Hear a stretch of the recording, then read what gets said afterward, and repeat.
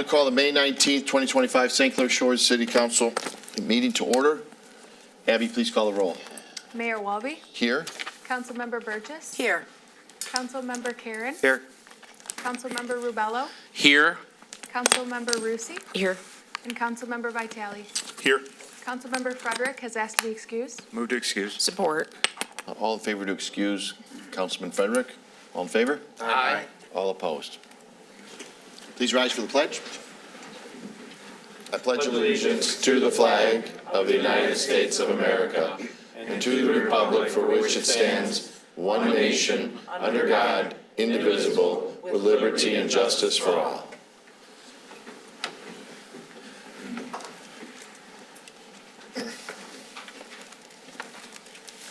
So item 2 is proclamations and presentations. We got two excellent proclamations up here, long-standing traditions in St. Clair Shores. So we'll start with the 72nd St. Clair Shores Memorial Day Parade. And we're going to, Pam Mason, who's the chairwoman of the parade, come on up. How are you this evening? Very well, thank you. How are you? Very good. You going to bring everyone else up, or? Come on up. Yeah, I think that's a good idea. Because these people have dedicated an entire year for the parade. It is a lot of work, tough job, and they dedicate themselves to have a top-notch parade, which we always do. So we want to recognize them. So I'll read the proclamation, and then we'll hand you over to the mic, and then you can talk a little bit. And I know Councilman Rubello wants to talk a little bit, right? He's been the liaison for many years, too. So let me start with this.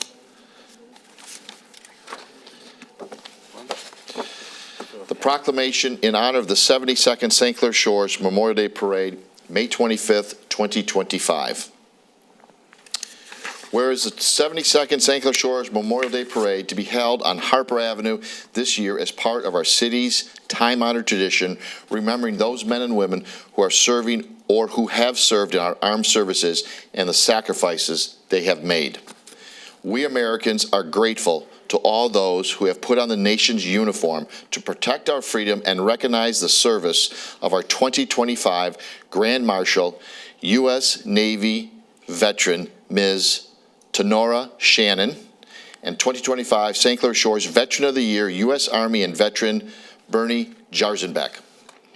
Whereas we recognize that the nation's military strength is not found in its defensive systems and weapons alone, but it is the personal character of men and women in uniform, their faith, readiness, will, and devotion that make a nation's armed forces proud and strong.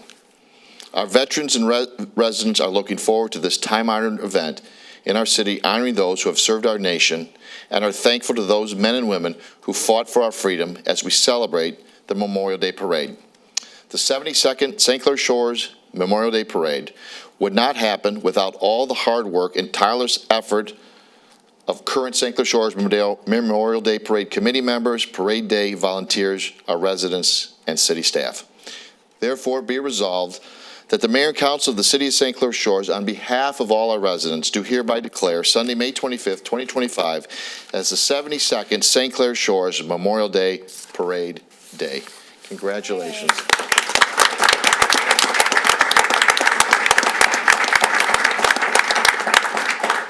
You want to say a few words? And I know we have our veterans here, right? We do. Bernie, would you like to stand up? There you go. There's Tenora.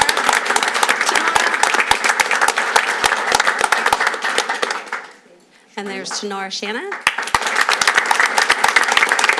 Thank you so much for coming. You have to talk loud. Thank you so much for coming.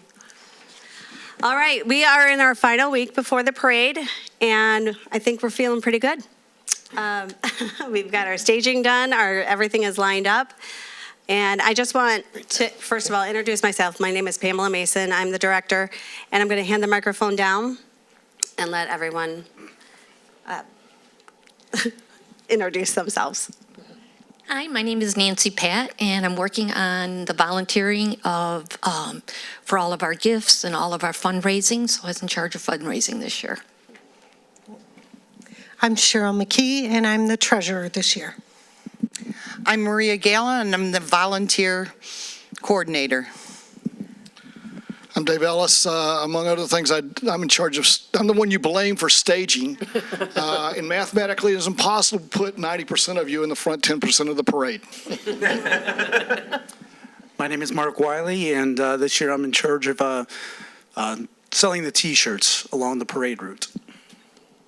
I'm Kyle Nicholson, and I'm the vice chairperson. Speaking of T-shirts, they're going to be sold along the parade route. They are $10 each. It's cash only, so bring your money. We want your money. Dave, do you have anything? Absolutely. First people I want to thank is one right here who's been, Mayor Walby here has been maybe the biggest parade supporter that you're ever going to have for a mayor. And we couldn't do this stuff without you, Mayor. I know you love it. So, also thanks for the support. Thanks for the support of all the other council people up here too. Everybody is giving, everybody gives their time and their money. So I want to thank everybody who's patronized us monetarily. We've filled up a couple boards here. I got two of them behind me, and it helps pay for the Memorial Day Parade and the expenses. So we want to thank everybody who participates in that type of forum. These group of people here, I've worked with the parade for 15 years now sort of around in that area. Incredible group of volunteers right here who make the whole thing possible. And that's from, the beginning to the end and all the months in between that you don't really talk about a parade. So thank you, everybody, for the great hard work that you've done. I want to, at this point, while I have this here, this is a Muskrat Award. They're coveted. Not too many are given out. We've talked with her about this before. And the Muskrat Award is for someone that has gone far beyond the reaches of just normal life. Some of us you can call crazy for doing this type of stuff, but Pam, for your hard work as a parade director for the St. Clair Shores Memorial Day Parade. Okay? I'm going to take a picture for you. Thank you, Mayor. Anything else? So, again, this is, we'll kick it off. The day starts Sunday. It starts Sunday morning, right, at Veterans Park, Memorial Park there. So make sure you go. The VFW, the Bruce Post, does an excellent service there. So you want to be there at 9 a.m. at Veterans Memorial Park. That really kicks off the day. And then, again, it is on Harper Avenue. It'll kick off sharp at 1 o'clock, but you want to get there early because for 72 years, the parade route is full with people. It has been full with people for decades. So make sure you get out there early. And then the last one on behalf of the city. You want to say something? I do. The parade does start at 1 o'clock, but the road closures start at 10 a.m. So Little Mac will be shut down from 10 Mile to 9, until it merges into Harper at 10 a.m. And Harper will be closed from 9 Mile to 11 Mile, again at 10 a.m. So there's back roads if you're having parties and you want to let your friends and family know that the back way into your neighborhood, that'd be a good idea to look at that. And again, it is a tad earlier than last year, and Little Mac was not entirely closed last year, but this year it is closed between 10 Mile and Harper. So Little Mac will be shut down, and at the end of the day, it was a safety reason so that we closed that whole road there. So don't forget that. And then, so just to close, again, I know I already said it, but I really mean it. On behalf of the city, all of the work, all the effort to put on the best event that we have in the city. I know I shouldn't say that, right? Pick one over the other, but 72 years we've been doing it. And of course, at the end of the day, we're honoring our men and women, our veterans here. So I don't know how it can't be the, signature event at St. Clair Shores. And we got great veterans here, and you did a wonderful job picking Veteran of the Year and Grand Marshal. So congratulations and all that. And thank you so much for all the effort and work. And you'll be probably happy at 4 o'clock, 3:30 on the 25th. I know you'll be all relieved, but we appreciate all the work. So good. Thank you. All right, thank you.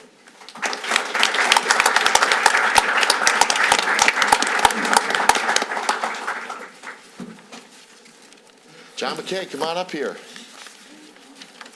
See, this wording's a little bigger here, so don't need it.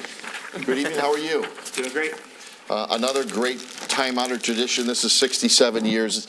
I'm always excited to have events such as these that are long-standing. It's great. So I appreciate the Jefferson Yacht Club maintaining this thing for 67 years. So let me read the proclamation, then you can tell a little bit about it, okay?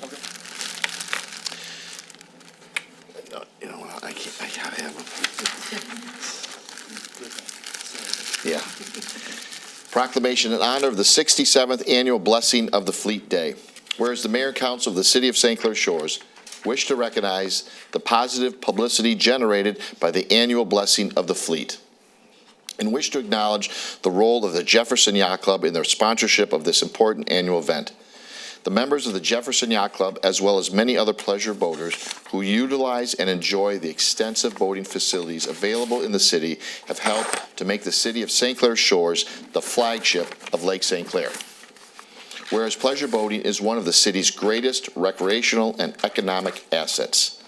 Now therefore be it resolved that the Mayor and Council of the City of St. Clair Shores do hereby proclaim June 7th, 2025 as the 67th Annual Blessing of the Fleet Day in the City of St. Clair Shores, and thank the many boaters who attend the event for their continued patronage of St. Clair Shores recreational facilities and businesses. Congratulations.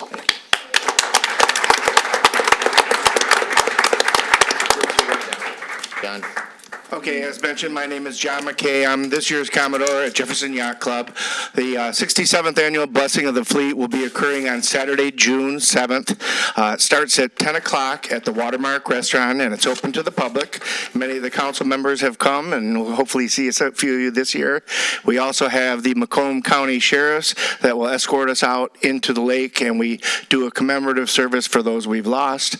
It's a really touching, moving event, and hopefully we can get a chance to see some of you out there. So again, the date, time, and the location one more time. Saturday, June 7th at 10 a.m. and usually wrapping up by about 1 o'clock or so. All right. Thank you very much. Appreciate it. Thank you.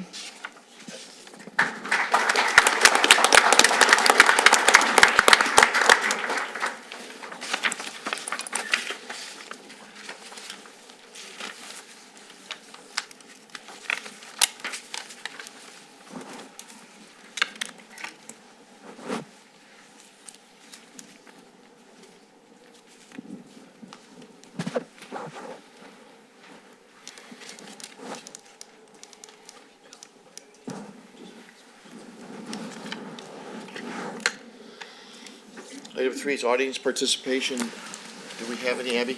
We do not. Item 4 is request to defeat MSA Alliance to be recognized as a nonprofit organization to obtain a charitable gaming license. Philip Fortier, come on up. Good evening. Yes, sir. Tell us a little bit about your organization. Hi. I started about 10 years ago. My brother died of MSA, multiple system atrophy, and he lived in St. Clair Shores, in fact, at Linda Birch's house originally. Since he died, I started 3 charities, 3 501c3s, and we're a national charity. Defeat MSA Alliance is the first one, based in St. Clair Shores here, but we've done stuff all over the world, actually. And we just learned about this, the gaming license just recently. So we wanted to give it a shot. And you're located in the city, as you said. So. Yes. The offices are at our new house, 29924 Jefferson. Somebody asked about some sample events that we've done. So I have a folder here of sample events. Do you want me to? No, it's okay. Okay. You could tell us a little bit, a couple of the events. Okay, well, we've done in 3 in St. Clair Shores. We had a dedication of the loaner closet, which loans devices to people that need that. It's a rare, fast, and fatal brain disease, multiple system atrophy. It's basically an extreme form of Parkinson's. And my brother was diagnosed at 53 and died at 56. He only had it for 3 years. And there's no known cause so far. We need to fund research, and there's very little treatment.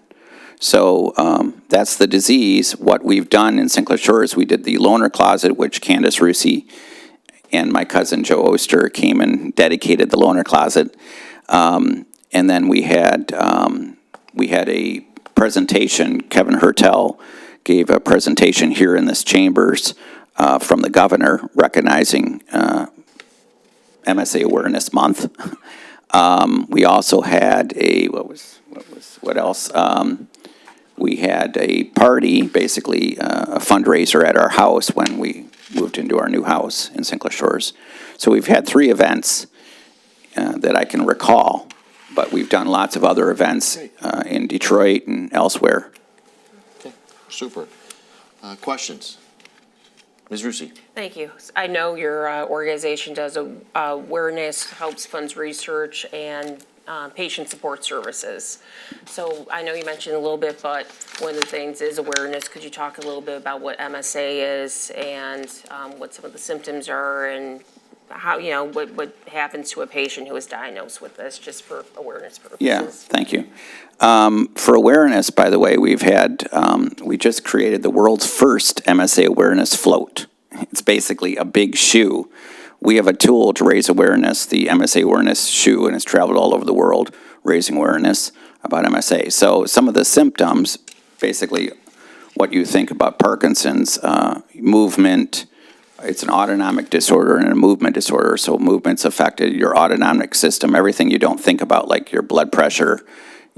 People can't tear, they can't cry. They have problems with their temperature in their body.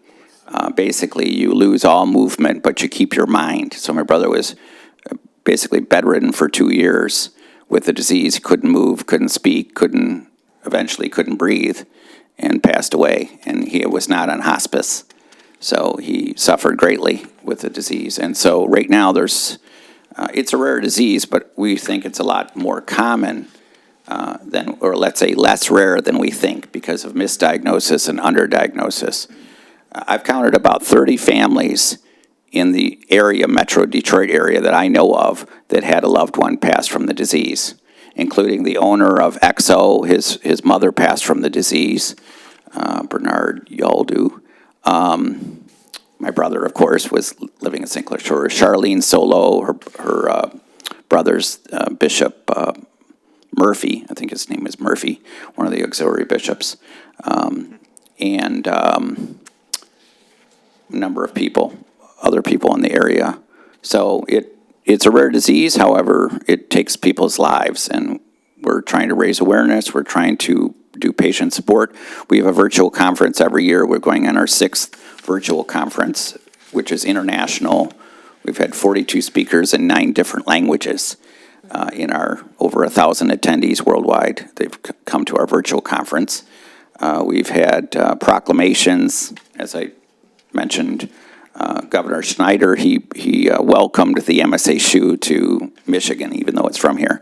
And so did Gretchen Whitmer. She declared MSA Awareness Month, March is MSA Awareness Month, and Kevin Hertel did a number of events, and Gary Peters also hosted the shoe in Washington, the MSA Awareness shoe. So those are some of the awareness things that we've done.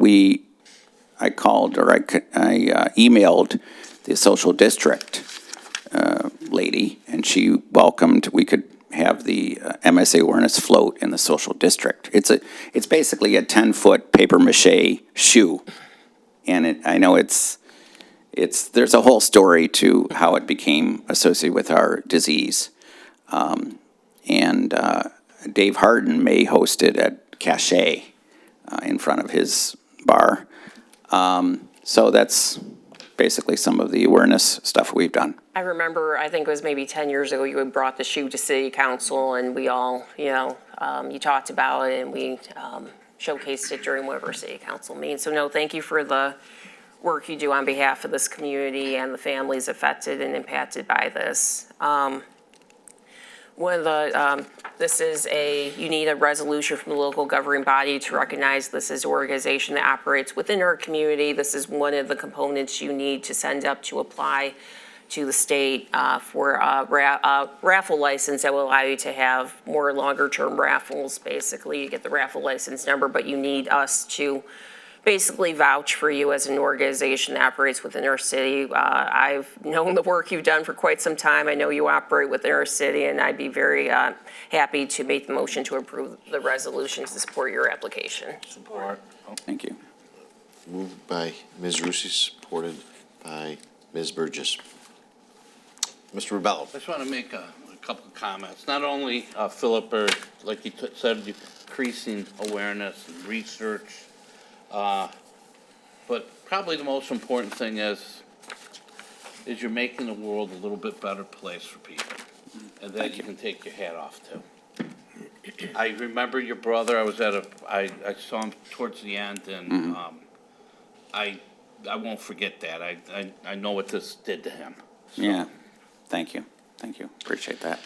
Moved by Ms. Rusi, supported by Ms. Burgess to approve the resolution to request for to make the Defeat MSA Alliance at 29924 Jefferson in St. Clair Shores be recognized as a nonprofit organization operating in the community for the purpose of obtaining a charitable gaming license.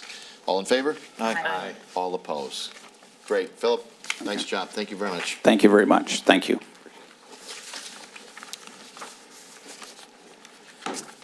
Item 5 is request for approval of the Kiwanis Club donation allocating matching funds for the pickleball courts at Kite Monroe. This is another exciting issue. Mr. Spinizzola, Parks and Rec Director. So tonight's a exciting time for us in the Parks and Rec Department in the city. We were approached by the Shorewood Kiwanis Club in the last year, and the idea was that they wanted to do something significant for the community and leave a lasting impact highlighting the Shorewood Kiwanis name. And with that, I'm going to let Dr. Carl Papa come up and speak about that project. Good evening, Dr. Papa. Good evening, Mr. Mayor, council, members of the audience, and viewers on TV. For years, Shorewood Kiwanis has looked for a special project to fund in the city to put the Shorewood Kiwanis name out there for everybody to see. To be honest, I've always been jealous when I drive up Utica Road and I see the Rotary Park on the side there with the Rotary flag there. And I know how we donate thousands of dollars to the city every year. We've given out 17,000 dictionaries. We've given out over $250,000 worth of scholarships, and really nobody knows who we are. So we had something out there front and center that we were looking for, which will put our name out there and also benefit kids. Diane Dianca and myself talked to Rob approximately a year ago. Rob tossed some ideas at us, but nothing worked out.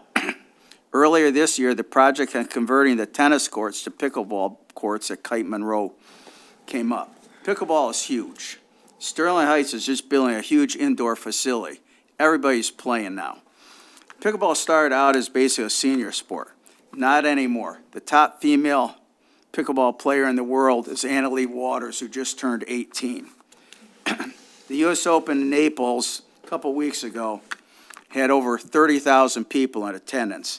They had pro, amateur, and junior tournaments consisting. The juniors were over a week also with junior clinics. In conjunction with Parks and Rec, Shore will try to host a junior tournament in the Shores in 2026. Also, I will volunteer my time to give lessons to kids in 2026. And yes, I know what I'm doing. I taught tennis through college and dental school, so if I can teach tennis, I can teach pickleball. One of the best things about pickleball is you can play it with your family. Husband, wives, kids, aunts and uncles, you can all go to courts together. You can have a great time because it doesn't take a whole lot of ability to just go out there and have fun. And the other thing is, later on, a parent can still beat their kid at a sport. And I enjoy beating my son. St. Clair Shores needs more pickleball courts. 6 courts at the senior center are hardly enough. Shore is excited to partner with the city in this endeavor. And to back it up, we are going to present a check for $102,000 later on this evening to kind of put our money where our mouth is. So looking forward to working with Rob and the city on this.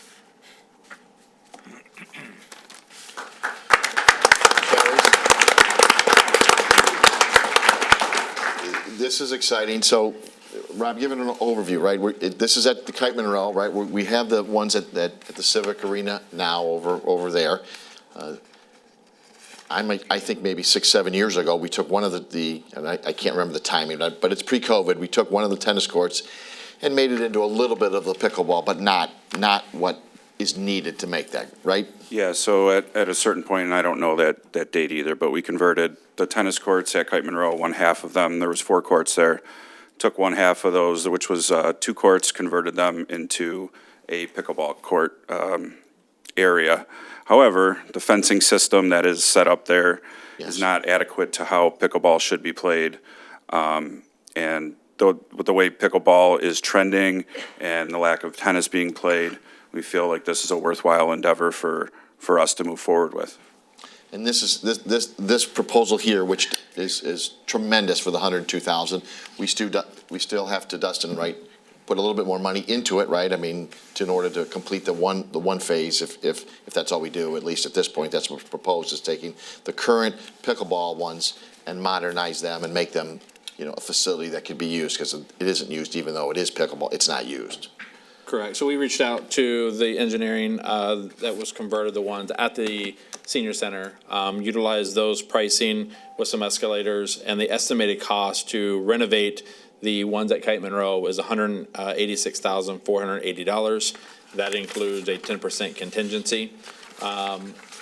As council is well aware, we did apply for a grant for the ice arena for the DNR.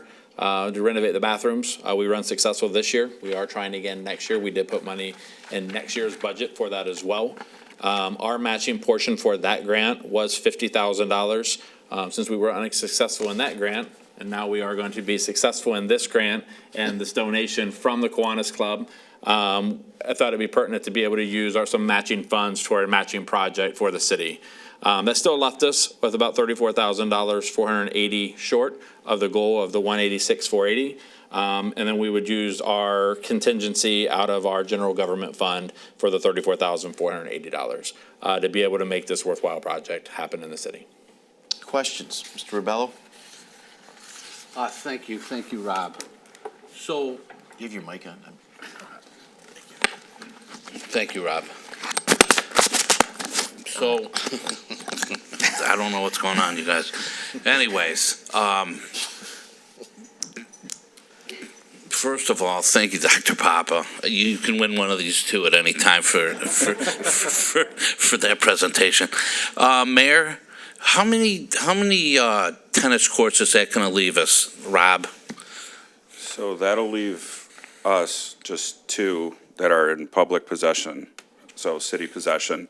But there are tennis courts at South Lake High School and Jefferson Middle School that are open to the public when it's not during school use. Okay. So might be 13. About 13 or 14 courts. That many, hey? If you add the two Okay, together, that's good. yes. Absolutely. Okay, I didn't realize that. Yes. This is all accounted for as far as our end, what we can pay for.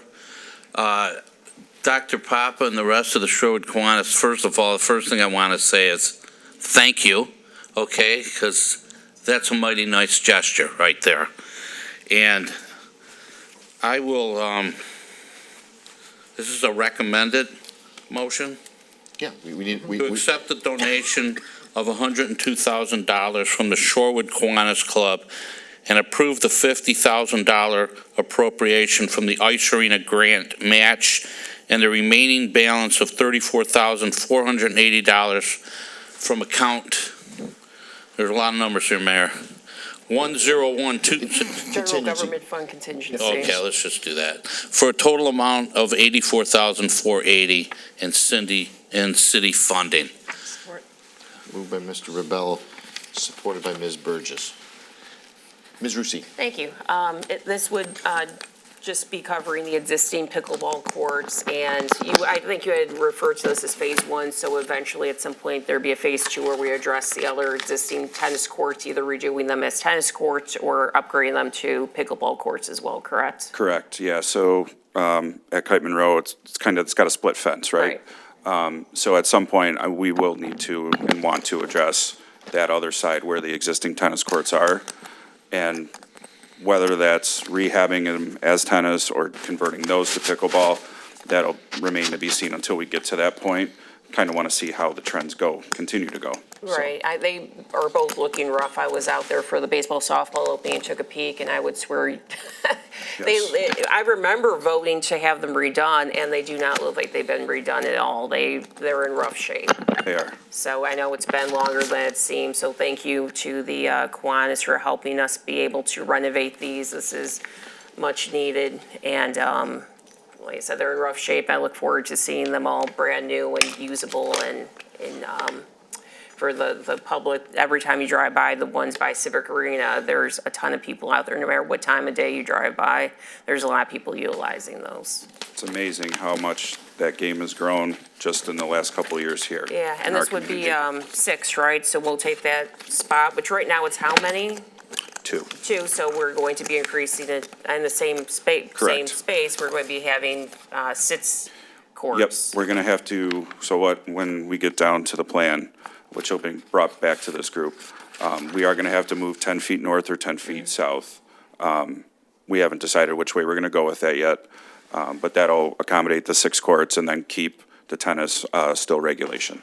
Okay, so it's nice also going from the 2 courts to the 6, because not only are these more usable, there's more courts for people to actually use compared to 2, so It'll really help clean that area up. Yeah, absolutely. Like I said, I went out there and I took a peek knowing this was on the agenda, and I would not have guessed that this was just redone. It didn't last very long. So, look forward to seeing this, and hopefully we'll get some nice signage or a flag out there that states, Kiwanis, Shorewood Kiwanis Club, and have people know whose, generosity was responsible for a big chunk of this upgrade. So thanks to the Kiwanis for donating this money to the city for the residents. Mr. Karen. Thank you. Yeah, again, as everyone said, thank you so much to the Kiwanis Group. Incredible donation to the city for us to be able to do this going forward. But in terms of some of the details, timing, when are we going to try to accomplish this? Because we don't have any of that detail at all. Yeah, so with the approval tonight, we'll go back, try to get it engineered as soon as possible, which shouldn't take terribly long because we kind of already have those drawings from the last time we did this project. And there's been some preliminary work done on that. Get that bid out, and then I would hope construction sometime this summer or early fall. That would be. Could we work on a more definitive timeline? Sure. Unfortunately, several of us found out about this a couple weeks ago, but I know you guys have known about this for a few months. So I was hoping for more of a detailed plan coming in here, because I know last week you're even talking about coming in a proposal of redoing the tennis court as well at the same time, because you did get estimates for that as well, and I see that's not being included in this recommendation.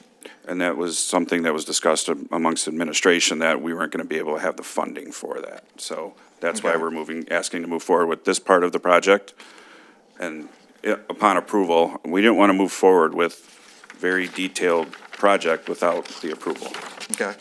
But in the general government miscellaneous account, based on the last financial statement through April, still had under $192,000 left in there. So that's pulling out $38,000. So a little less than 160. I know some of the Selinsky Greenhouse funding came out of there, but Yeah, there's some of the Zelensky Greenhouse, there's been some other things that we've taken account of that just haven't hit the budget yet. So I'll get you the total amount. There is some extra money that is in there, though. I'd be more than happy to use that, so. well, it's just, if we're going to, the problem we're going to run into is like, we're going to have these beautiful pickleball courts at some point there. Tennis court, we repainted 10 years ago, and that's the last time that was maintained. Basketball court there, it's cracked. Inch wide, 2 inch wide gaps all along the edge. And water pools in there, it's not flat, right? Eventually that's got to get done. So absolutely, it's kind of need plans going forward with that. And I think, as we've talked about, we're using CDBG for the playground eventually, which hopefully we can get an update on when that's going to happen, because being over there for baseball opening, that playground is really sad compared to everything else we've got. So we got to get that going, but maybe next year CDBG projects since that area qualifies, that we can actually get some momentum, get these things updated, and maybe even, how many years ago we do the skate park? 10 years now? Mr. Tizio died October 12th, 2015, so maybe 20. 8 years, maybe, yeah. The plan was there, we had multiple phases, and we never did another phase in that. So what I'm kind of hoping to get out of administration is that when these plans come forward, we have concrete timelines, and it's not going to be, I'm going to be asking 3 months from now, hey, what happened to this? Hey, what happened to this? Hey, what happened to this? Which seems like I've been doing for the last year. Sure. So, We'll be moving so when do you along. think we can get a concrete timeline to council? This week. Okay, thank you. And again, Shore Kiwanis, thank you very much, very generous, thank you. Just touch base on a few of those. One, on a positive note, CDBG funding was actually held back from the federal government, and then we got a week later after telling us that potentially our funding was not guaranteed for next year. This Friday, we got a notification that the CDBG money has been released. So being them saying released doesn't necessarily mean it's in hand yet. Right. But we do have that funding. Secondly, when it was brought in front of saying, hey, what are we going to do with the funding? One of the other situations was, as Rob had mentioned in his speech, what are we going to do with the other ones? Are we going to redo them? And I agree with both of you. I mean, they are in rough shape. But is it going to be refurbish them as tennis courts, or is pickleball the way, because we do have so many other courts that are used as public courts through the school systems? Is it going to be 6 more pickleball courts and make that a full pickleball complex? And that's kind of was the big question of the unknown, is what is going to be invested in that area? And I don't think really, as we've had that discussion up here, to be able to say, what do we want to do? But ideally, economy of scale, it would be better to be able to say, hey, we're going to go through and do both those projects at the same time, while we have somebody out there doing the courts, doing the other courts at the same time. So I do ask council if there is any discretion on what you would like to see. Feel free to And I think let us in know. terms of that decision of tennis courts versus pickleball, as, both of you being Parks and Recs experts, right? What information are you going to seek out to make that decision? You're saying what are trends, go find out what that information you need to make that decision and bring that recommendation, right? Because right now it's like we can guess, but there's got to be Well, I didn't wanna- journals, I didn't wanna documents, guess. something in For sure, and I organizations can that come get you out all with that, but data, I didn't right? want to make a guess, right? Right. But I don't, that's Well, not how I want to yeah, operate So once you moving figure out forward. what that Sure. information you need to go find, they can make an educated decision on that. Okay. Mr. Vitale. My comment was essentially just going to be an opportunity to thank the Shorewood Kiwanis for their generous donation. And judging from what I see at our current civic arena courts, I think the fire department will be happy too. So probably even decrease response times on the north end of the city, because you're going to have a lot of firefighters down there. But that's good, because it keeps them in shape, so. Ms. Burgess. I just want to make one comment, Dr. Papa. I love being a part of Shorewood, and it is a great organization, and all of you guys are my friends, and I adore you. And Shorewood is known. It's known all over. Every time I talk about Shorewood, they know Harper Cruise and everything that we do. This organization is got the best people in it, and it is making a huge difference.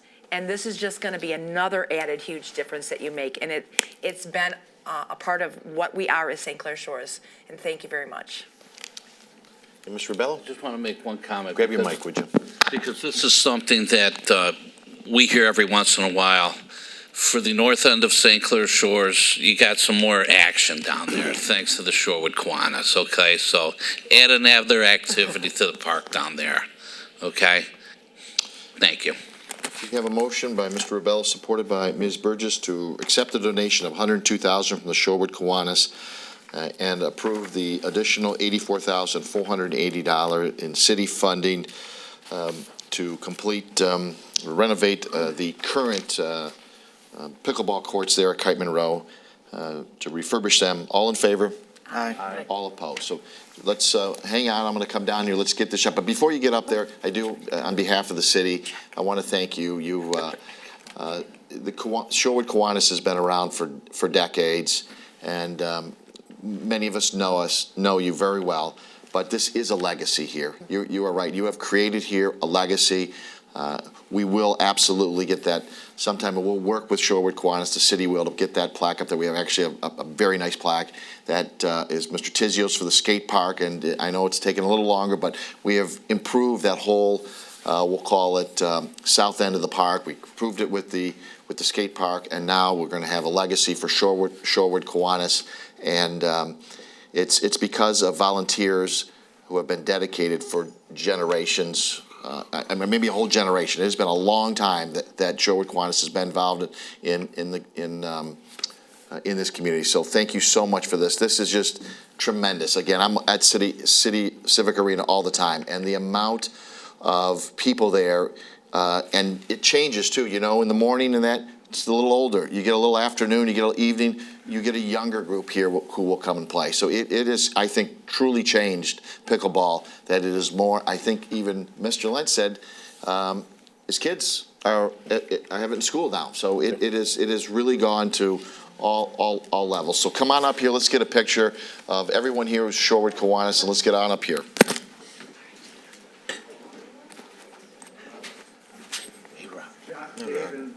No, go ahead. Go ahead. Go ahead. Say something really quick. I'm in the back. I'm in the back. I want to mic. Yes. Come on up. We got to spread it out so we get a good picture. Why don't you get in the center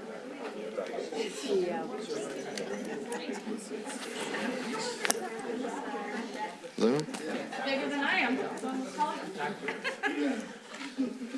Oh, you sure All right. want that? All right. I'm going to let you hold this just for a second. My name is Andrea Strutz, and as the current president of Shorewood Kiwanis, on behalf of our board of directors, our entire club, we are so thrilled and excited to present you with this check for our legacy project for the pickleball courts at Kite Monroe. We are so honored. We are glad. Thank you so much.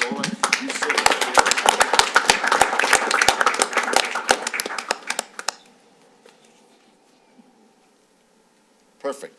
Can we mention everyone here? Can we grab the mic? Sure. Let's you hold the check too. I will. Let's go around because I think it's good. All right. Say who you are. Pass this mic around. My name's Mitch. Henry Bowman. Roseanne Minnie. Sue Crow. Linda McGee. Mike Boyle. 40 years. Dan Grano. Sharon Gwizdowski. Carl Papa. Carl, hold on. You've been everything in the Kiwanis. Yeah. You've been. I've been president 4 times, secretary probably 20 years, lieutenant governor. They wanted me to be governor twice, but I turned them down. And I like working at the local level, and I love Shorewood Kiwanis. I mean, we do so much for the community. It's just a great crew. Diane DeAnker.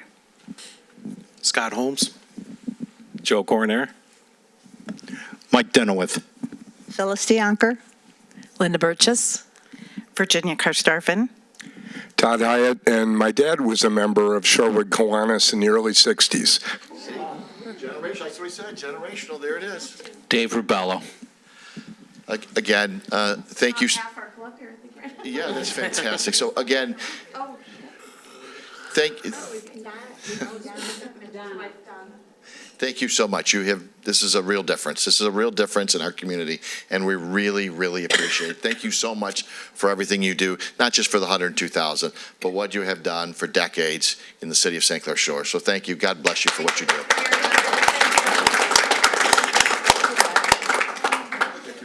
You. I know, thank you. Thank you. Sure.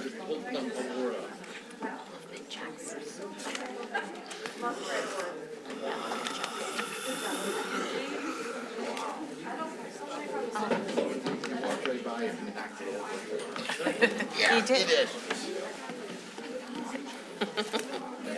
That's without the same two. That's the other big. Just have John write down what's come out of there in the last couple of weeks. Thank you very much.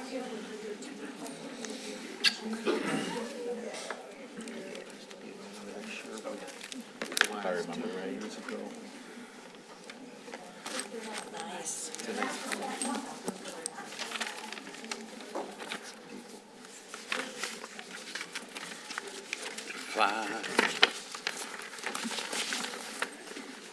Item 6 has been taken off the agenda, so we'll see that maybe in the future.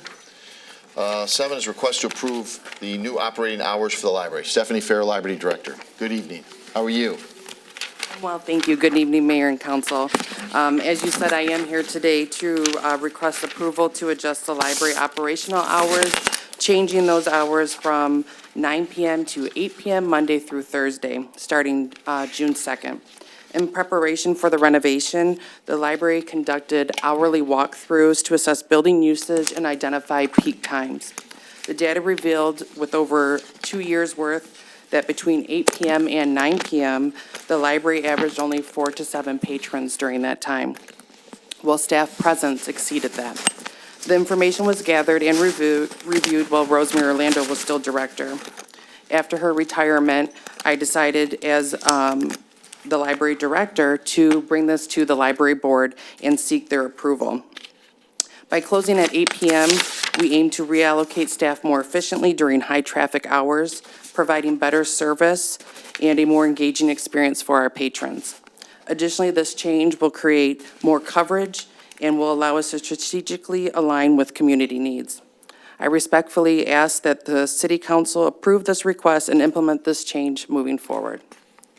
Questions? Ms. Rusi. Thank you. Regarding the data that was collected, you had mentioned walkthroughs.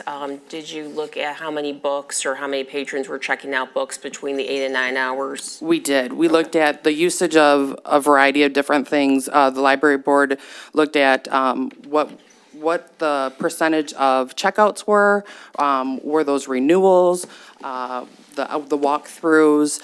We looked at were programs during those times that may have allowed more people in the building than versus not in the building. So we did a extensive discussion before we decided to move forward with bringing this to council. Because I was thinking when you said walkthroughs, if I'm going in after work to check out books, I'm in and out in 5 minutes. Right. I'm not saying they're reading a newspaper to necessarily be present for a visual Of course, assessment, yeah. So right? that's why we had to look at a variety of things, and we noticed that from 8 to 9 p.m. the statistics for even checkouts dramatically dropped.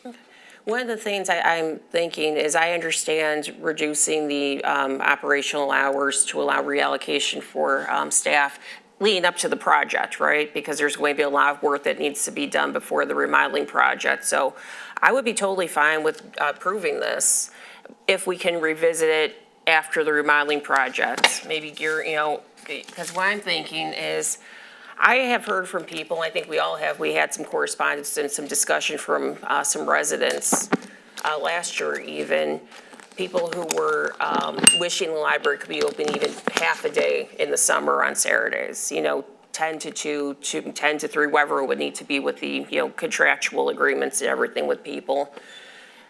Could we look into potentially doing that after the remodeling and have that type of discussion? Because there's a lot of people out there who, when the library's closed on Saturdays in the summer, maybe they're working, I was at a point when I was working out in Novi and I would not be back in the community prior to 8 o'clock on any weekday. So the library would be totally unavailable for me if I can't go in there on Saturdays. And there's a lot of people out there with diverse working schedules who maybe would be utilizing the collection. Programming is an important part of the component of the library, but so is access to the materials, and collection is a very important part of the library, and that only can be done besides all the various online resources, which are fabulous. But, so I would be totally fine with us moving the library hours to 8 p.m. Monday through Thursday, effective June 2nd, 2025, with the provision that we revisit this after the remodeling and potentially look at allocating some of those hours to the 13, 14 Saturdays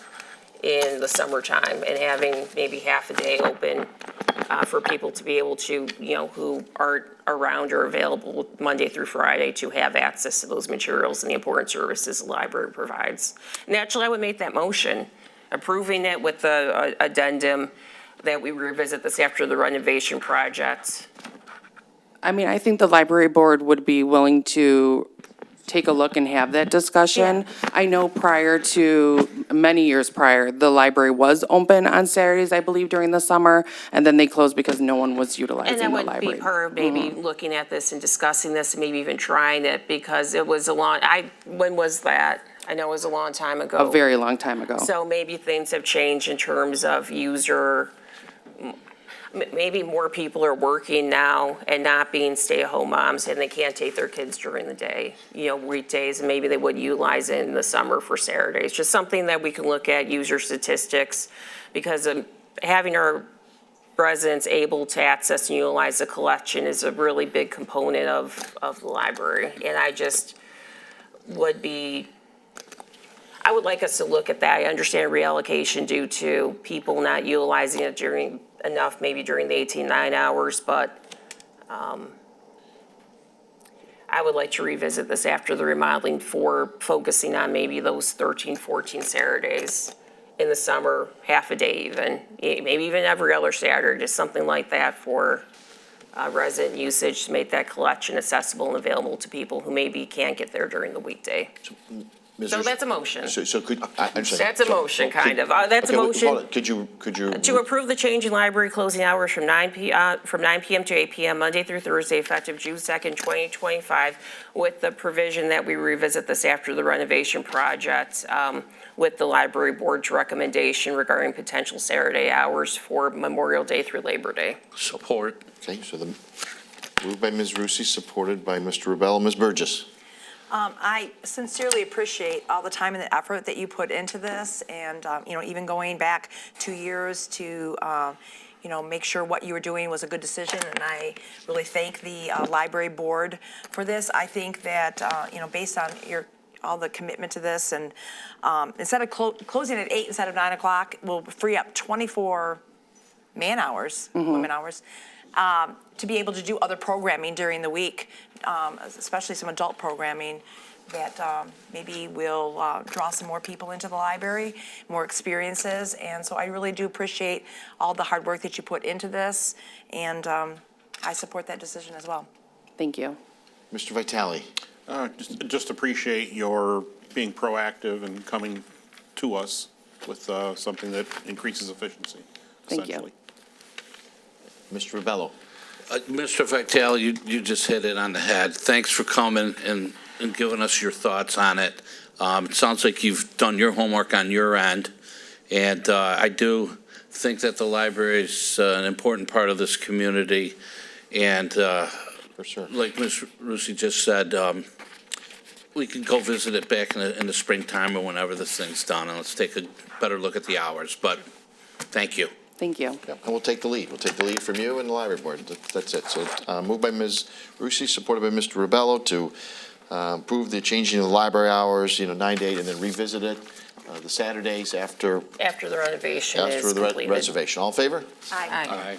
All opposed. 6-0. Thank you. Thank you. Have a good evening. You as well.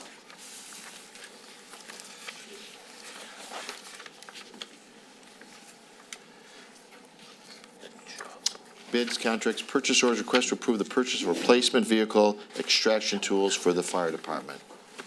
Good evening. Good evening. Battalion Chief Hyven, how are you? I'm doing well. How are you? Very good. Good evening, Mayor and Council. Chad Hyven, Fire Department Battalion Chief. I'm in charge of equipment. I'm here tonight to ask Council for approval for a request to purchase a new set of extrication tools. A set of extrication tools includes a hydraulic ram, a cutter, and a spreader, more commonly known as the jaws of life. With advances of engineering and metals in cars, we're always looking at ways to stay ahead of the curve in car extractions or extrications. This new set of tools will allow that by offering us increased speed, larger cutting capabilities, and overall better performance. Additionally, the newest feature that this set has that the others do not is the ability to work underwater. This will allow us to have the additional rescue operations or options at our disposal for cars in canals or overturned in ditches.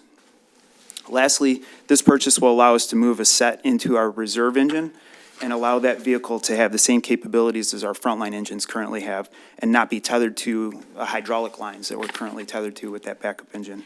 I'm happy to answer any questions that you might have. Mr. Karen? Thank you. And this is something we budgeted for this year, correct? Correct. All right. And I know this is a sole source to McQueen because that's what everyone else has been trained on and the force is most familiar with, correct? Yes, yeah. We've used First Art my entire career.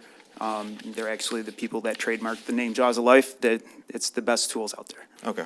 And is there any significant operational difference between the new tools and outside the new capabilities? No. That Nope. requires And- additional training? And that's another reason why we wanted to go with this, is because we need to be able to grab tools and go, whether that be 2 in the morning or 2 in the afternoon, and to have a tool that we know how it works and not have to change different brands is where we're looking at. And even with the update, so, you know, staff Same. moves to a different engine, moves to a different ambulance? Same. Same, all right, good deal, thank you. Need a motion? Move to approve. Support. Moved by Mr. Karen, supported by Ms. Rusi. All in favor? Aye. All opposed? Battalion Chief, thank you. Have a good evening. Chief Piper, thank you. Item 9, consent agenda. Move to approve. Moved by Mr. Karen. Do we have support? Support. Okay, support by Ms. Burgess. Mr. Vitale. Yeah, I'd like to pull item E. Item E, yep. Commission file minutes, okay? So, moved by Mr. Kieran, supported by Ms. Burgess for bills, fees, progress payments, approval of minutes, receive and file updates and follow-ups, and April financial reports. All in favor? Aye. All opposed? Mr. Vitale on item E. Yes, 9E. just a question on what might be the most mundane and often the weeds committees that we have, which is the mechanical equipment arbitration. So we're, my question about that is, are we still going forward with that committee? At one point, I believe there was a plan to bring that under Property Maintenance Board of Appeals to decrease staff time on that. So that is, where's that plan at, I guess? Are we making an appointment here? Because it doesn't really specify.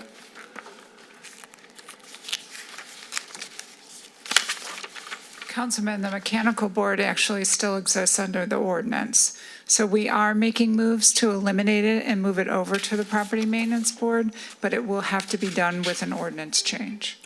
So is this an appointment, or is it just receiving minutes?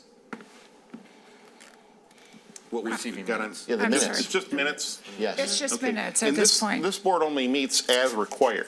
Correct. This is why I haven't seen it on here probably before this. Yes. Correct. Okay. Only when we have applications. Okay, and I just wanted to make sure that we're still moving forward with that recommendation. We are. Okay, thank you.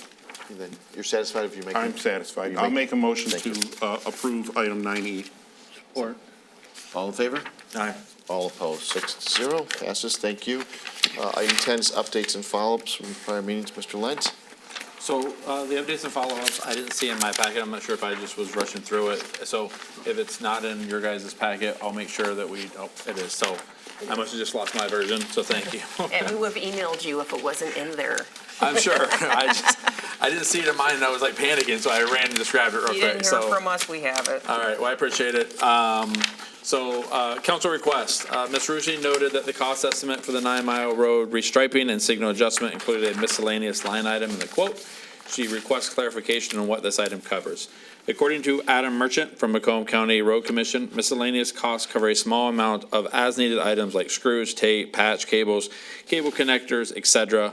Macomb County Road Commission only bills out actual costs and actual materials, so there'll be no invoice that says miscellaneous, $500. It was just for actual materials with its actual cost. If no real materials are used, it will not be billed. This is a budgetary placeholder for a certain amount of small items. Ms. Rucci said the barrels blocked the line of sight when turning left off Cavalier Drive, driving into downtown. The site obstruction caused by the barricades was verified, and the barricades have been moved in an angle where you'll be able to see. I noticed that this weekend. Thank you for verifying it and making the remediation. Yes. Thank you for bringing it up too, because I actually almost got hit too, so. Mr. Karen requested that once final bids are received from MDOT for Greater MAC project, that the final project cost be emailed to City Council. The project has been let and the bid tab posted. However, the city has not received confirmation that the project has been awarded. Once awarded, we will forward the information to council. Ms. Rusi asked if one of the set of stairs at Veterans Memorial Park Beach could be converted into a ramp. Recreation has spoke with the contractors when they get started. If possible, we are going to try to make renovations to Okay, see if we good. can accommodate that. Yeah, it would be very inclined, and Yeah. so, but that's why I wasn't sure, but if we could make it work, it would be, I think, useful. Mr. Karen requested that the Parks and Recreation collaborate with Communications Department on social media posts to work on correct usage of Facebook Live for announcement. Rob has spoke with the staff regarding the usage of written posts to accompany some of the videos we use to promote our programs and messages. Additionally, the department has a PR communication intern starting soon that will be integral in helping revamp and enhance our social media presence and messaging. Thelma Sosha, located at 23275 North Rosedale, spoke on a diseased tree dropping leaves in her backyard that needs to be removed. She also spoke to a resident, or spoke to represent her sister who lives at 21909 Lang, and said that there are very old large trees that need to be removed. The health of both trees will be evaluated and determined if they are eligible as removed as requested. Is there timing on that? I will get with Jeff and get the response of that question at the time. Okay, thank you. Yep. Item 11, comments by individual council members. Mr. Rebello. Thank you. Matt? We just won the parade committee. There is Pam Mason from the parade committee with the mayor. Two great supporters of the Memorial Day Parade. She finally got her Muskrat Award that we share with the folks who do some really outstanding things in the city.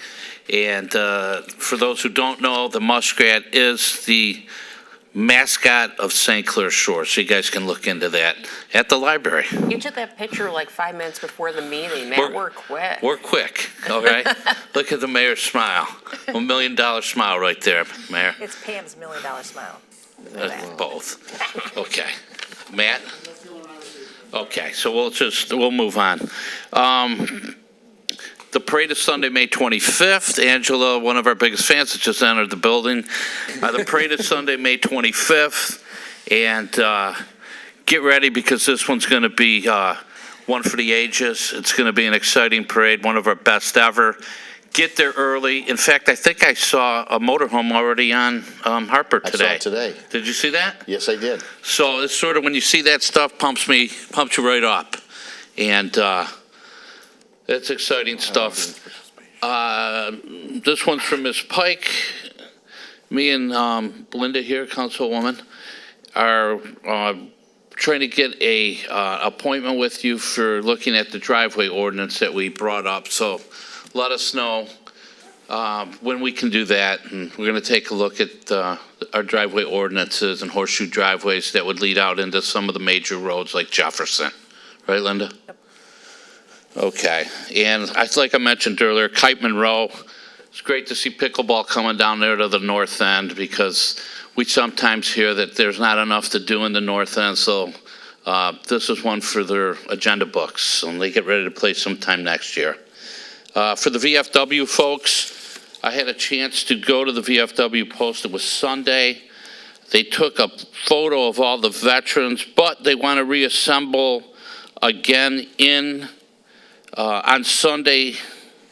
Hold on one second with me here. On Sunday, the time escapes me here. I think it's later on in the afternoon, like 6 o'clock or so. That's when it was done before.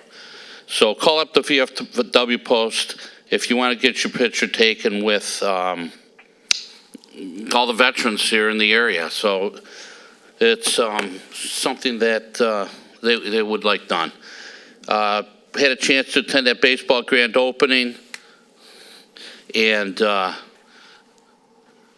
what an exciting part of St. Clair Shores. What a great tradition. Rob Spinazzola, you already won one of these, so I'm not going to give you another one, but those fields were looking fantastic, okay? And I was proud to be able to step on that field, and you did a great job. And an exciting time for the people in St. Clair Shores. Play ball, and summer's coming. And I wanted to thank, and I'm going to let Linda, because we talked a little bit about this before, about the social district, but I wanted to announce the major sponsors for the social district in downtown St. Clair Shores. BAS Security Systems, who I think you know some of those people. Priority Waste, that's a sponsor too, and Michael Agnello Jewelers. And a little bit earlier today, speaking about Priority Waste, I don't know if it's because of the extra rainfall and, you know, the collections and the refuse and all that type of stuff, but Dustin, can you tell us a little bit about what was going on with the yard waste and priority waste and why it was sort of late the past few days? Yep, I know Matt had the direct contact with Mr. Vanette today, so I'll let Matt kind of discuss. But I will state, this is something that is unfortunately very common with the trash companies in early spring as everybody's getting out to the house for the first time and are picking up and doing a lot of yard work, which we appreciate all of our residents, making sure that their yards are clean and upkept and doing a lot of the weeding, and people start bagging their trash. It does start adding a lot of trash, so it does amplify. And, you know, as a trash company, they are responsible for picking it up on the day, but you can see that they are coming out, and we still have people calling, but like, hey, they're not picked up our trash, and then we get another email coming back at 10:30 at night and say, oh, guess what? They just swung by our house at 10:30. That's normal. This wasn't completely as normal because we did have some issues, and I'll let Matt kind of discuss some of the issues that they were having. City Manager summarized it very well. Priority added only that they had some mechanical issues that prevented them from being as efficient as normal. Well, normal in the broad sense. That stood out to me too. Yeah, they're normal and sort of an industry standard normal have diverged, but it is exactly what the city manager said with a mechanical kicker on top. Okay. Is 10:30 a normal time, though, for people to get their garbage picked up? It is not, but no, sir. Oh, yeah. I was going to say it is not, but once the truck, you see this a lot during holidays where you have a lot of family members over, you're picking up a lot of trash. As their trash gets full, they have to dump more. When they have to dump more, they have to go back to the station. They have to wait. They have to come back. So it does take them longer. It's the same thing with yard waste. As you have more yard waste, the longer that you are out in between runs. So you do have some significant longer times during, I would say, early spring, late fall, and around holidays. Outside of that, it is not the normal time to be picking up trash. So sometimes people will be watching the truck and it'll take off someplace and it'll be gone, and they see extra yard waste, and that's some of the times they're just going back to dump what they have in their garbage truck and then they return. It could Because very there's well. some confusion on that point, I Yep, think. it very well could. I mean, we do have a lot of residents that'll say, hey, they went up one side of the street, they didn't get the other. Yes.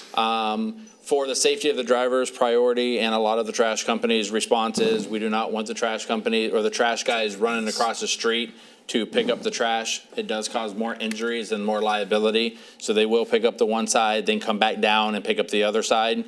That doesn't mean that always happens. I mean, you do have some yard people while they are out there crossing the street. That is not protocol from the company for the safety and the liability. But yes, that is correct. There is a rhyme or a reason a lot of times. However, we're not making excuses because there is some dissatisfied service that we are working with and trying to get approved. But just taking some of the misnomers, that adds to the dissatisfied service that we're receiving, why we don't pick up both sides of the streets at the same time, and some of the other things as well. Okay, and the sewer construction on Jefferson seems to be going pretty good. I will relay that to the. Yes. Yes. It looks good. It looks like they're moving good. Well, you won't see a lot of construction now because it's all underground, and so they're boring under the ground, so, which will be a couple of months, but so far, I think it's going well. All right, thank you, Mayor. And we got thanks to Candace. She found this on Facebook for that group photo for the veterans at the VFW post. It's 4:30.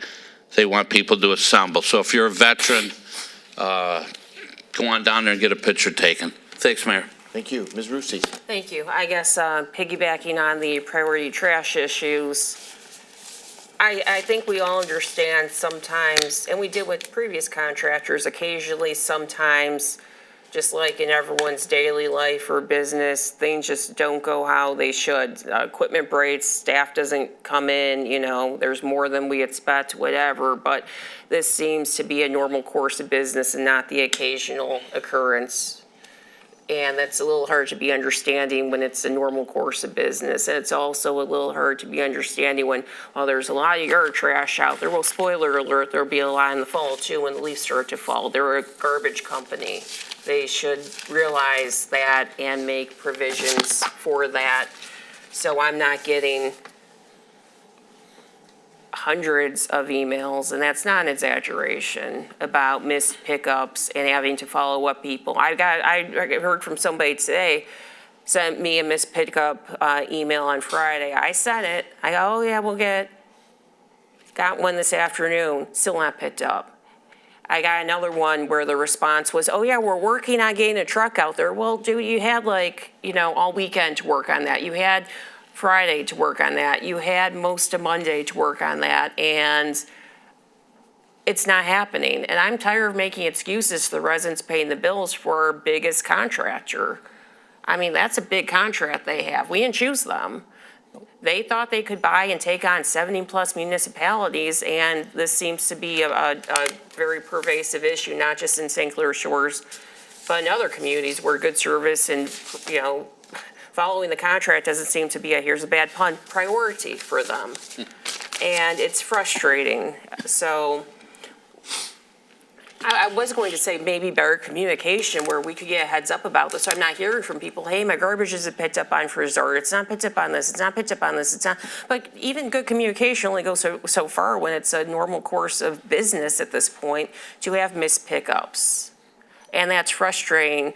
Are we getting any sort of relief in the bills we receive from them financially that, hey, we're not living up to our contracts, so you're not having to pay for full contracted services because you're not getting them?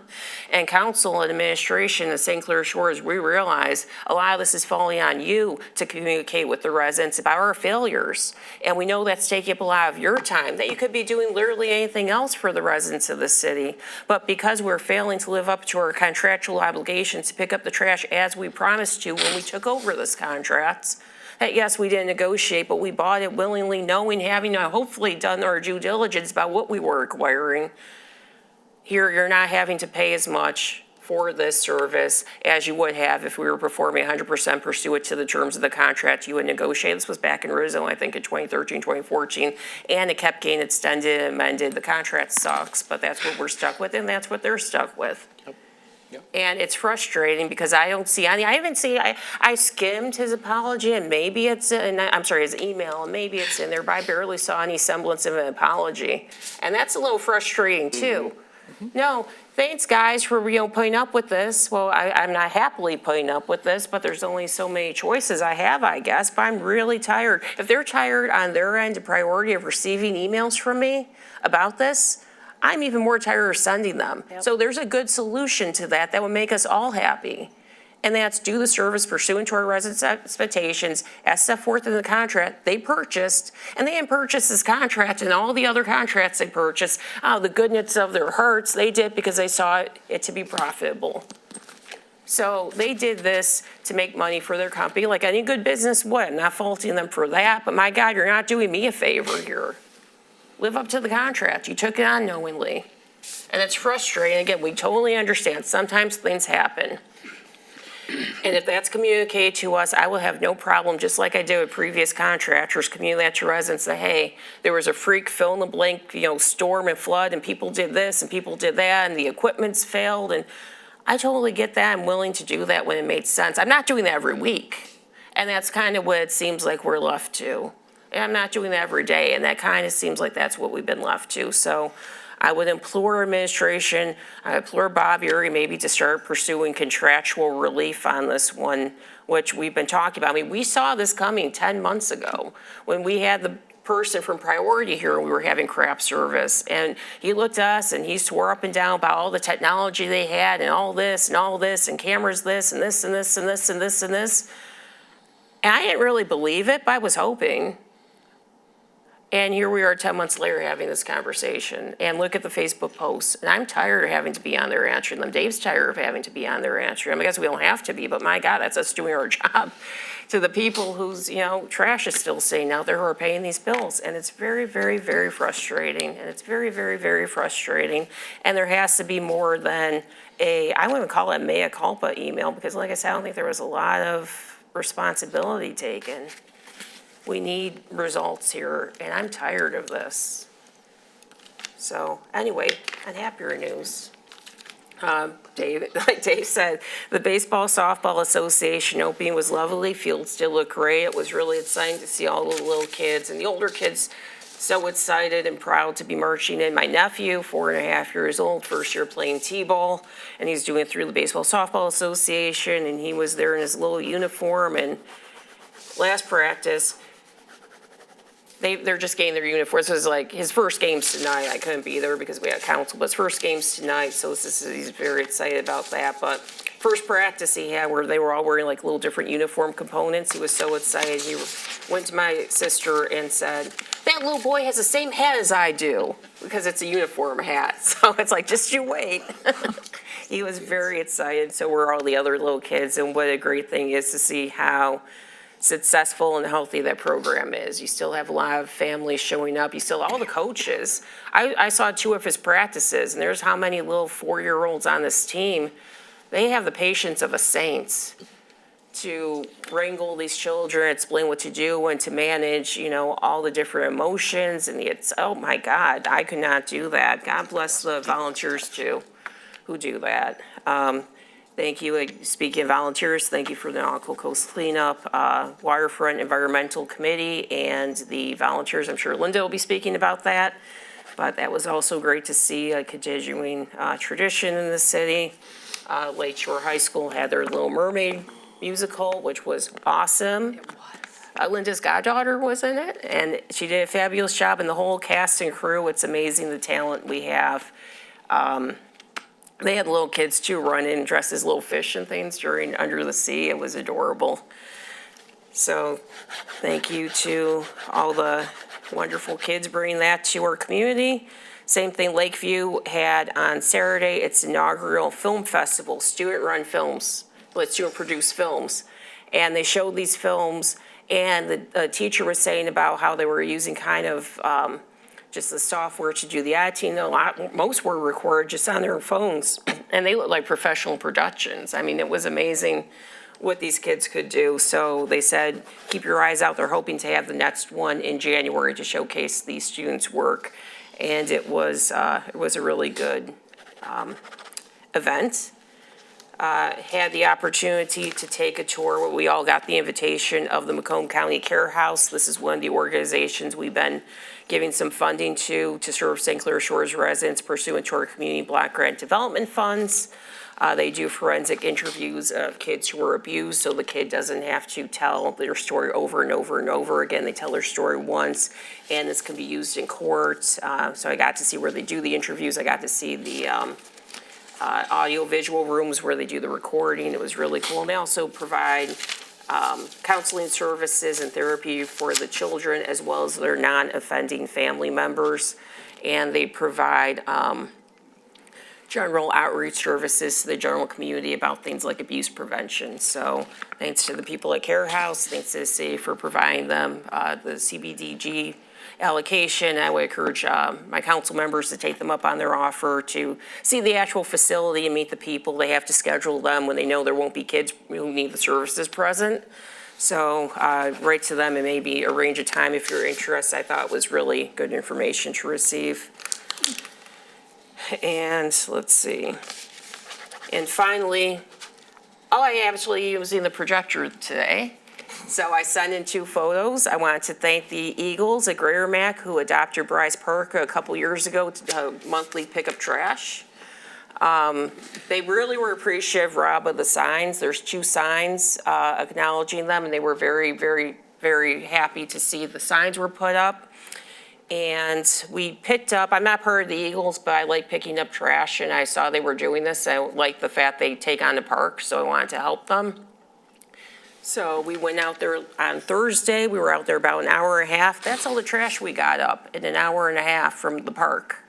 So they're providing a much-needed service because that's a lot of trash for one park for, there was, 1, 2, 3, 4, 5, 6, 7, 8 people. Some people left before the picture, but thanks to Joe, Glennis, Bob, Alex, Kristen, Norma, and Richard from the Eagles, they walked around and did the whole park and got the trash in the clear bags, and the trash in the purple bag was mine. I have my own trash pickup bags, and I picked up the trash that was thrown against the fence. So it comes up from the expressway and it gets against the fence, you can't get it. So you have to pull it through the slots of the cyclone fence, like pull it out with gloves and stuff. It's all like fast food wrappers and chip bags. Hour and a half, I pulled up that much trash. That whole purple bag filled with it, and there's still trash laying there that we're going to get next month. So literally, hour and a half, like 8 people, we got that much trash. And then after the picture was taken, Richard and some of the Eagles saw that the big metal garbage can at the front of the park by the baseball diamond was overflowing. So they literally picked it up and emptied it into one of their bags. You know, they got a new bag and emptied it in to help keep the park further clean. You know, so they emptied the trash container at the park too to make sure it looked nice for the families utilizing that park. So thanks to the Eagles, it's a really nice program. We have some other neighborhood parks. Maybe there's other organizations we could work with for the similar type of program and help keep our parks clean that way, because like I said, an hour and a half, we got that much trash, and there's still more that we weren't able to get at this point. So thank you to the Eagles, and thanks to the city for recognizing the work that they do, and I wanted to spotlight them too for this. So if you go to the park and it looks really nice, thank the Eagles on Greater Mac. That's it. Thank you. Thank you. Mr. Karen. Thank you. First, the proclamation for the parade. Did we have formal copies for the Veteran of the Year and our Grand Marshal? I can get them. Can we make those, and maybe we'll get them at the parade to them? Because I saw them in the back taking pictures of it. I was like, oh, wait, I don't think we had a copy for them. I think that'll be good. Okay. Yep. Yeah, I guess I'll start with my priority comments. So, in particular, the yard waste, this is the actual email that they sent after having the discussion with Matt from Mr. Vinay. Per our discussion a moment ago over the phone, last week we were fighting some mechanical issues with the trucks and access to a compost facility in the region. The truck issue is better this week than last week. However, we are currently a little short in yard waste truck coverage. This will likely push completion times beyond normal times we finish the routes. Priority prioritizes, you probably ought to figure out a better word for that. Priority prioritizes trash and recycling first to give them a best shot at 100% collection each day. If there's an area that is not collected on a normal service day, we have been and will continue to communicate the information to the DPW office at the end of each day. The information we share is broken down by type of material not collected, so calls received can be identified in and outside the area. We worked through a solution on the compost facility late last week and now have greater resources for yard waste material coming from St. Clair Shores. This will greatly reduce windshield time and improve our collection percentages. So just a few things in there. First off, you know, we've been hearing the complaints from that, or the excuses from them, mechanical issues, ever since they started going back to July, 10 months later.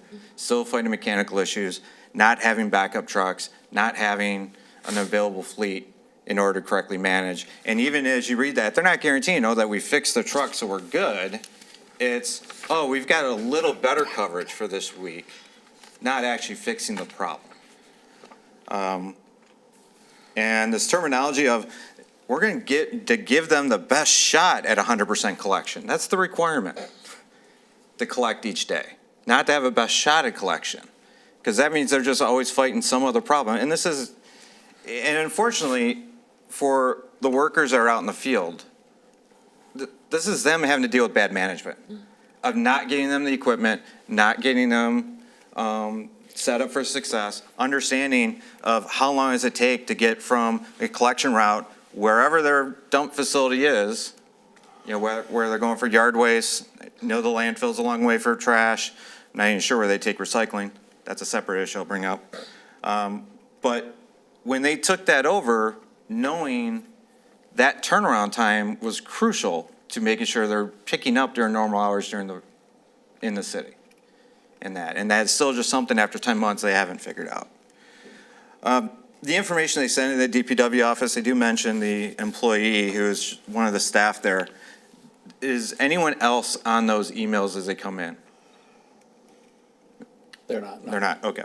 So I think that's something else that needs to change. Correct. Because I think this is him basically, like Brett was saying, throwing this employee under the bus of, hey, we're telling this employee when this happens, but that employee's job is done at 3:30 in the afternoon. Right. And they're not expected to check emails after hours. That's not what they're paid to do. That's a director's job, that's a manager's job, and that. So I think that needs to get changed. And also, the information that has been coming in, how has that been being cataloged? Do we know? Or can we find out? Do not. Okay. So I think because we're getting all the anecdotal complaints in that, but if Mr. Vinay is really sending this information in and that there's systemic data we can actually have, that would be helpful. Last thing on the recycling. The key thing of where they're having to go to dump and the distance they have to dump to come back to our route, since we are kind of at an edge of the territory, right? We got a lake on one side. They're having to, we're probably one of the farthest distance for where they're taking it.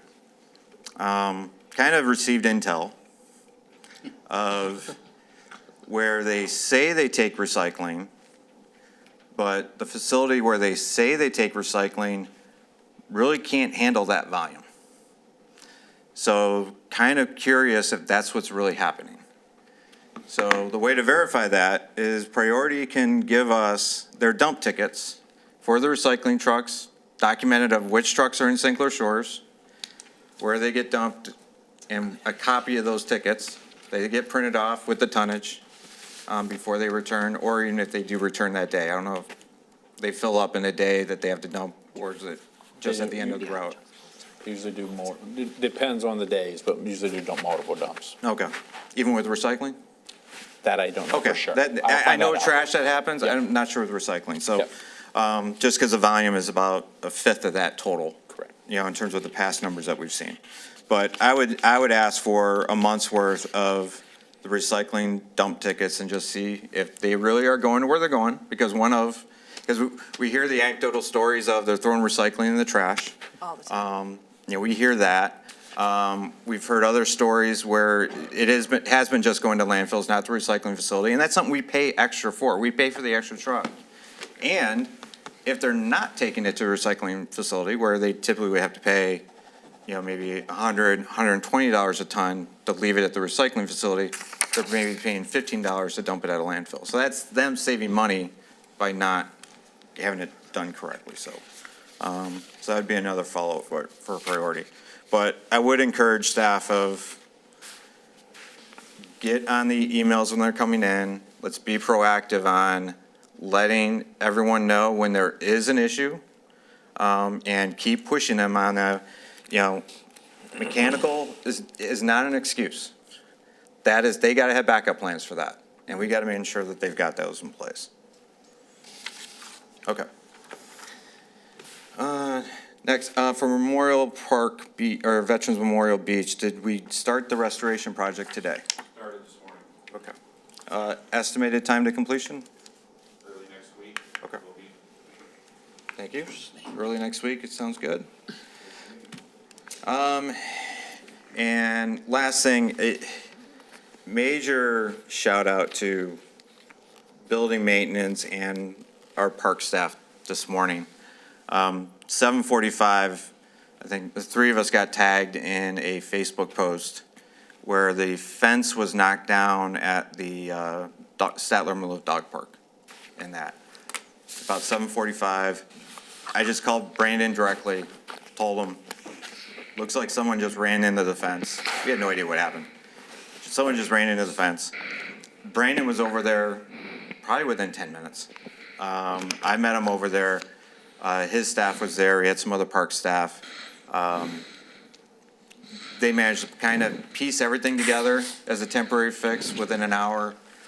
Made sure the park was still safe. everything was secure.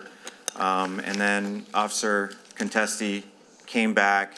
I think he was coming back to document what happened, and then we realized we already fixed what happened. But Officer Contesti from a police force showed up and basically told us that they were trying to apprehend a suspect that had allegedly stole something from Walgreens. The suspect was driving a sedan. They tried to block him from going on to Harper, went into the Bryce Park parking lot, and went through 3 different fences to get back to the Walgreens park. So went through the one on the parking lot, went through the fence between the large dog park, small dog park, and then went through the fence between the small dog park and the Walgreens parking lot, and to get back to 94. But a great job by the response from building maintenance and parks this morning to kind of get that all buttoned up, fixed really quick, so that the park usage wasn't interrupted. So greatly appreciate the response this morning for that. I just thought that was a big St. Bernard that got loose in there. Thank you. Mr. Vitale. I guess my comment on the, on priority, because I also sent an email asking, you know, when is this going to stop? All I got basically was the response from Mr. Benet. These are a lot of times we've gotten complaints about trash before, like when we went from Waste Management to Rizzo, or from Rizzo to GFL. The complaints were things like they're not putting my cans back correctly, they're tipping my cans over, they're missing my cans. And guess what? We get those complaints kind of regardless of what company has it. And I know that's going to be an issue, because if one trash company loses the contract, they lay off workers, and they're most likely to hire workers who have experience with that trash route. But the difference is here with priority is that these are all management issues. They don't have the contract access that they need to have per their email. They are responsible for the maintenance of their equipment, not the frontline workers.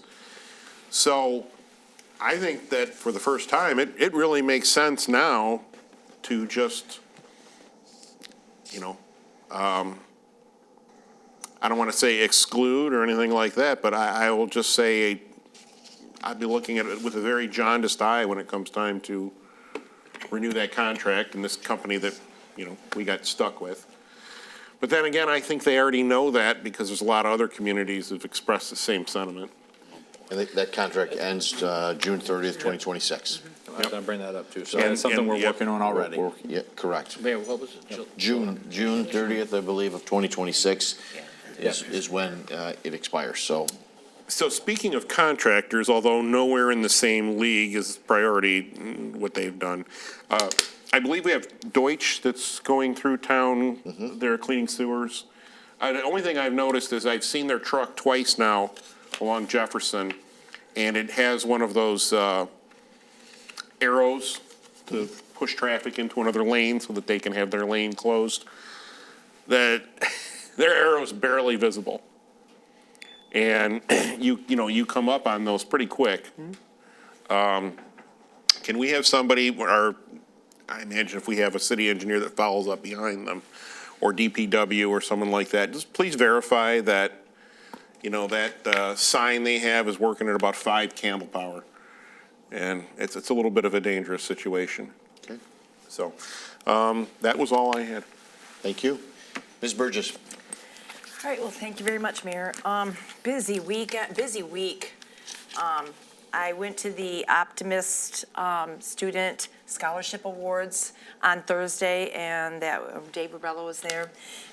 So was Ron. It was awesome to see what these students have accomplished, and in the day and age we live, with everybody's just really on their phones and stuff, seeing what some of these kids, some of them coming from backgrounds that just have so much devastation in their lives, and they've turned their whole lives around to where they're grade point. One of the girls lost both of her parents within a matter of a few years, and then just goes on to be excelling so well. It moves my heart, and things like that, I see that, and just makes me think what a great city we have, and the people in it. So that was on Thursday. On Friday, of course, went to the Little Mermaid at Lake Shore, the play. It was a fabulous play. I don't think I had so much fun at that play. That girl that played, my goddaughter was in there, and she did an amazing job. But that girl that played Ariel needs to be professional. Like, her enthusiasm, her smile, everything about what she did made you think that you were in a Broadway play. It was just fabulous, fabulous. So great job, Lakeshore. The baseball, softball opening day, I only got to go for about an hour because I had my granddaughter's dance recital, but beautiful. The park was beautiful. Everything looked great. People were excited. The players were excited, and I love it. It's one of my favorite things, and I was really sad that I had to leave early. And I actually had to leave about a half an hour earlier than I wanted to because I was all the way at the very back field when my sandal broke. So that was a fun day. And then the Nautical Mile Coastal Cleanup. I just want to say what an amazing day that was. From the time we got there until we left, I don't think I smiled so much. There were so many teenagers this year. We also had like 20 students from Ardmore that were there, but the teenagers that came out, and some of them weren't even from St. Clair Shores. They came with their friends, and in the years that I've been doing this, you see sometimes all the kids off in the background and they're kind of just hanging out or whatever. They were really in there digging and getting we had so much more logs and sticks this year up against the side there. It was just amazing, and I'm so proud and incredibly proud of our community for what we do. And a heartfelt thank you to the Waterfront Environmental Committee. They just do a great job. We meet once a month. If you guys are interested, you want to be a part of this, please reach out. We're always looking for volunteers. And then ended the weekend with our farmers market. Went down there, the first farmers market down in the downtown area. And I know there was a lot of controversy about having it there, but I'm telling you, I thought it was a great space. I thought that it was a beautiful day. The sun was peeking out and trying to shine out through, even though it was kind of chilly. And we had so many vendors that I hadn't seen before. And it was just really fun and exciting, and so I really enjoyed that. And just upcoming, of course, our social district coming up on Saturday. And it's always the kickoff before the Memorial Day Parade, and that's always a good one to be at. A lot of characters come out and picture taking, so really looking forward to that. And then lastly I want to talk about is Cool City. Our Cool City committee with Rob and I, we have our Wine on the Water that's coming up on May 31st. I mentioned at last council meeting, it's gonna be spectacular. Last year we sold 200 tickets. You have to buy them ahead of time. This year, 300 tickets, and I asked Rob ahead of time. We only have about 70 tickets left, so if you're wanting to go on Wine on the Water, details are on our Facebook page, Cool City. Go on Facebook, get in there and find out more information about that, but it is the 31st from 6 till 9 p.m. and the cost is $40. So very good time. We're going to have a charcuterie board. We're going to have a charcuterie, actually a box for individual for each person. They also get a dessert box. We have a late night pizza party. There's going to be a photo booth, and new and exciting this year is we're going to have art exhibits from students. So that'll be really a great time to see what our local students can do. Going to have wine samples. Going to have 2 pours that come up with your ticket. Additional purchases can be made. We're going to have some beer, wine, some signature cocktail drinks. So it's going to be a great night out there right at Blossom Heath Beach area. So it was great last year. I'm really looking forward to it again this year. So, that's it for me. Thank you. Item 12, City Manager's Report. No report. Item 13 is audience participation. Views and opinions expressed under audience participation are of those of the individual citizen, not represent views and opinions of the mayor, city council, administration of the city of St. Clair. You have 5 minutes. Anyone who would like to speak? Yes, sir. Yep. No, you sign in after, sir, and your name and the city you reside in. Good evening, Council. Dave Mesri, reside in St. Clair Shores. I live over near the Civic Arena. Just wanted to let everyone know about a stray dog who got away from his family a few days ago. You may have seen him on social media. This is Bentley. Also answers to Benny. I don't know if you can zoom in on that. He's about 2 years old. He's a Terrier Shepherd mix, black and white with a little brown around his eyes. I would have printed this picture in color, but all we have next door at the library is a black and white printer.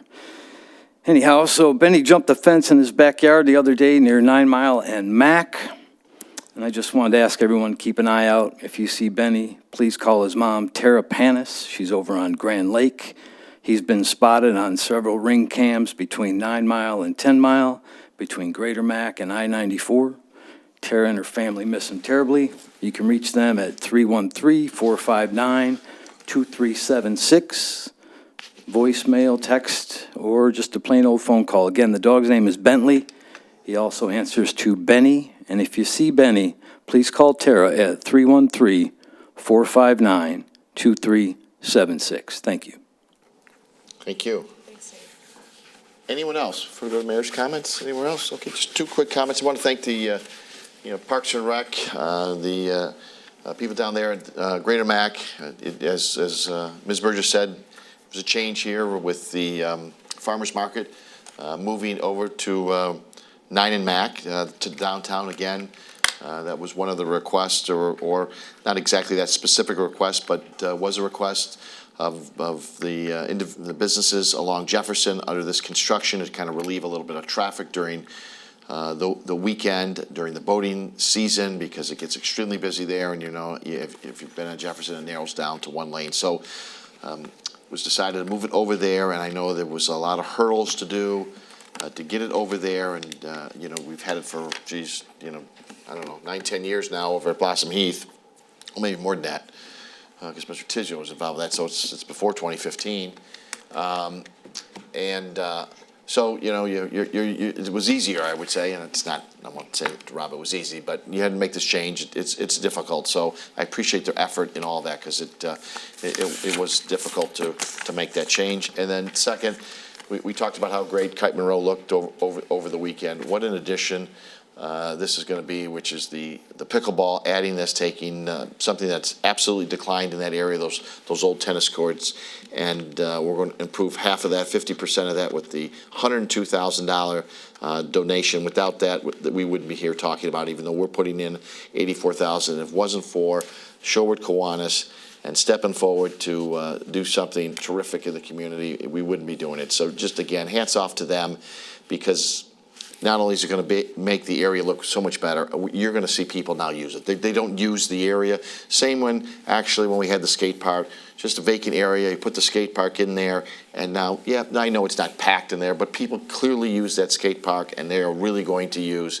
the pickleball activity and just make that complex even nicer, right? We've got soccer and softball and baseball and horseshoes there and basketball for decades there. So it's just more to this complex, and I can't say enough thank you to Sherwood Kiwanis for the $102,000 to improve that whole Kite Monroe facility. So with that, we'll need a motion to adjourn. Move to adjourn. Support. Moved by Mr. Karen, supported by Ms. Rusi to adjourn. All in favor? Aye. All opposed. Good night.